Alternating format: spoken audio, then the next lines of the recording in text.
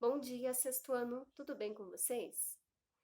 Bom, hoje a prof está enviando um vídeo para explicar um pouquinho para vocês sobre as características de cada camada que a Terra apresenta.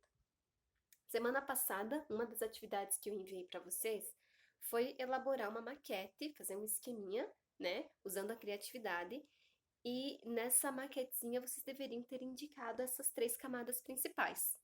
Então, pelo estudo que vocês fizeram, as três camadas são crosta terrestre, que é a camada externa, o manto, que é a parte que preenche, e o núcleo, que é a parte central.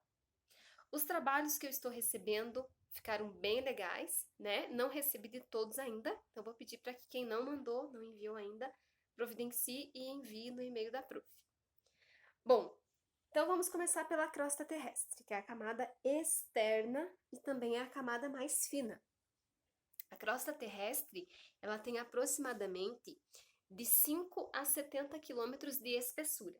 Então ela parece fininha, né? Se comparado com as outras duas, ela é a mais fina, mas mesmo assim ela é espessa, né? A crosta é a camada que nós estamos em contato. Aqui no desenho que eu fiz ela inteira fechada, né? Mas na verdade a crosta não é assim. A crosta, ela é formada por placas. Então existem espaços entre uma placa e outra, e essas placas, que recebem o nome de placas tectônicas, elas ficam soltas em cima do manto. O manto é um material pastoso, né? Ele não é sólido. Então, essas placas que são sólidas, são placas rochosas, elas ficam em cima desse material pastoso e elas deslizam, quer dizer, elas se movimentam conforme o núcleo e o manto se movimentam. Essas rachaduras, essas aberturas, elas são importantes para evitar que a Terra sofra novas explosões. Já pensaram se ela fosse inteira fechadinha, lacrada? Toda vez que o núcleo e o manto se movimentasse, porque são materiais muito quentes, então ficam borbulhando, né? Toda vez que eles se movimentassem, provocariam explosões e a Terra não teria condições, né, de suportar seres vivos ali.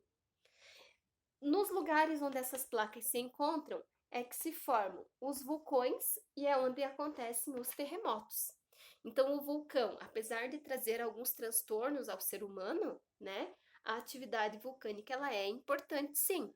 Um dos motivos é diminuir a pressão interna da Terra. E tem outros motivos que a gente vai relembrar depois, né? Mas um deles é esse.